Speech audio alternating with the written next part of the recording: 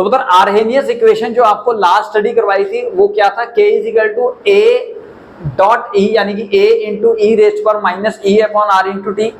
इन सब के मीनिंग्स आपको पता है, K कांस्टेंट है, A आर्हेनियस फैक्टर है, E एक्सपोनेंशियल है, EA एक्टिवेशन एनर्जी है, R गैस कांस्टेंट है, T टेम्परेचर है। लॉग लिया था तो आपके पास फॉर्मूला आ गया था log K is to log A plus log E rest पर माइनस ई अपॉन आर इंटू टी, और वो लॉग लिया था आपने बेस पावर ई वाला, और जब प्लस का साइन हटाया था यानी कि ये आगे आ गया था तो ये माइनस ई upon 2.303 into R into T into log e आएगा बेस पावर 10, तो उसकी वैल्यू होती है 1। तो अल्टीमेटली मैंने स्टेप खा लिया, आप पिछले लेक्चर में देख सकते हैं कैसे ये सॉल्व किया था।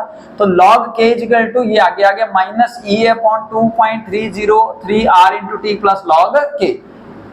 अब आपका आज का जो टॉपिक है वो है we have to calculate the rate constants with the Nernst equation at two different temperature. तो लेट्स सपोज कर लीजिए at temperature T1 rate constant है K1, at temperature T2 rate constant है K2, और हम एज्यूम कर रहे हैं कि टेम्परेचर T2 जो है वो T1 से ज्यादा है।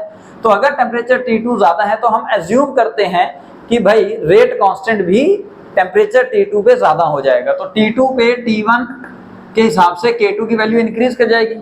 ओके, अब उत्तर आप इक्वेशंस लिखिए यहाँ पे, लॉग यानी कि K की जगह K1 और T की जगह T1, और हम एज्यूम करते हैं एक्टिवेशन एनर्जी और गैस कांस्टेंट और आर्हेनियस फैक्टर, ये तीनों की तीनों चीजें जो हैं वो रिएक्शन के लिए कांस्टेंट रहेंगी।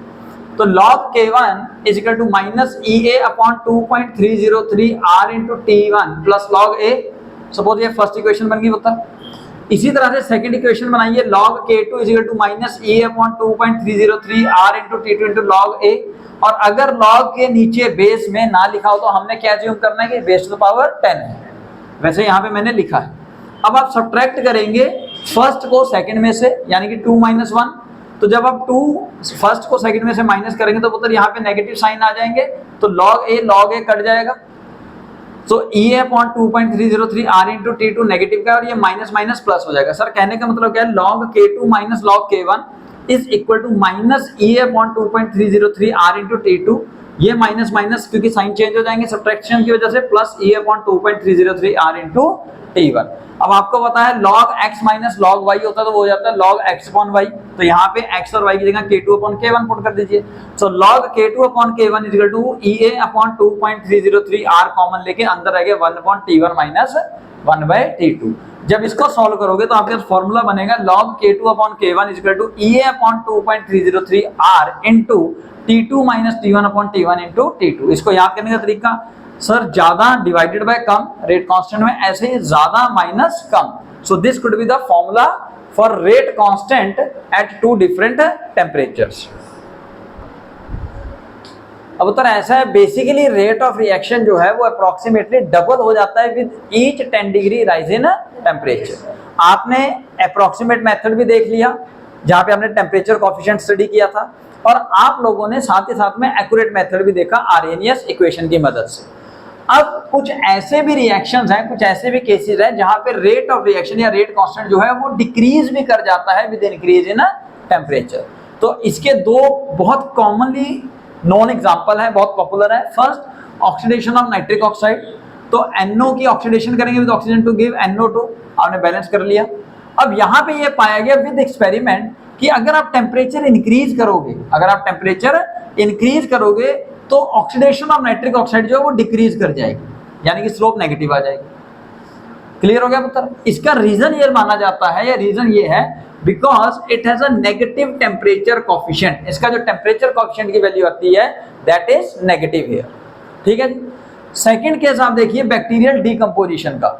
अगर बैक्टीरिया का मतलब अगर बैक्टीरिया की आप ये कहें ग्रोथ, वो जैसे जैसे टेम्परेचर इंक्रीज करेगी वैसे वैसे टेम्परेचर के साथ बैक्टीरियल ग्रोथ बढ़ती है, तो sir rate of reaction increase हो रहा है। लेकिन एक पर्टिकुलर टेम्परेचर के बाद, जिसको आप ट्रांजिशन टेम्परेचर या इन्वर्जन टेम्परेचर कह सकते हो, उसके बाद उनकी ग्रोथ यानी कि डीकंपोजिशन एकदम से नेगेटिव हो जाएगी।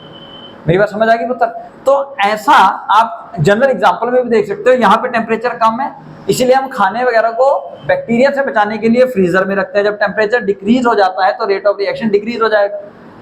ऑन द अदर हैंड, अगर आपने पानी वगैरह में बैक्टीरिया मारने होते हैं तो आप उनको बॉईल करते हो विद हाई टेम्परेचर। तो हाई टेम्परेचर पे बैक्टीरिया की डिकम्पोजिशन जो है वो कह सकते हैं नेगेटिव हो जाती है, यानी कि रेट ऑफ रिएक्शन नेगेटिव हो जाएगा, बैक्टीरिया मर जाएंगे, तो ये बैक्टीरिया की ग्रोथ हो जाएगी। लेकिन एक पर्टिकुलर टेम्परेचर के बाद बैक्टीरिया की ग्रोथ होनी नेगेटिव हो जाएगी, that is called bacterial decomposition. और इन्वर्जन टेम्परेचर बैक्टीरिया के केस में अप्रोक्सीमेटली ये जाता है 45 डिग्री सेल्सियस। क्लियर हो गया पता? अब एक स्पेशल केस है यहाँ पे एक्सप्लोजन ऑफ बॉम्ब का।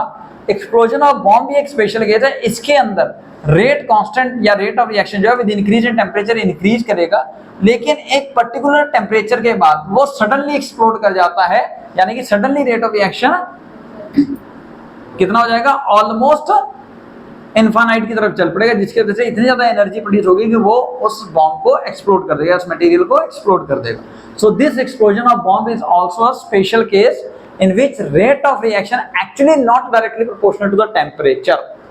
क्लियर हो गया जी?